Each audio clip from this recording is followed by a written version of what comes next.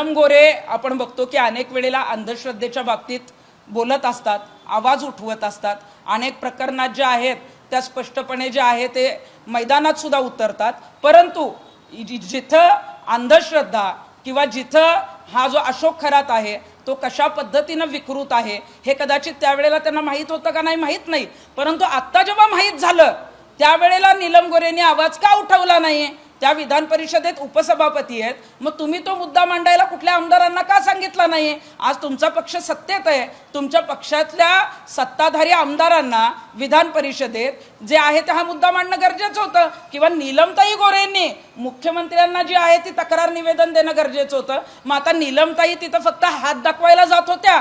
का अशोक खरात ज्या पूजा करायचा, ज्या पद्धतीनं एखाद्याला जे आहे ते मंत्रीपद मिळावं किंवा आमदारकी मिळावं म्हणून काही आघोरी कृत्य करायचा, त्या संदर्भात त्यांनी ते विधी केलेत का नाही याची मला माहीत नाही, परंतु मंत्रीपद मिळण्यासाठी आणि आमदारकी मिळण्यासाठी मात्र त्या कॉलेज रोडच्या ऑफिसमध्ये खरातला भेटण्यासाठी गेलेल्या होत्या।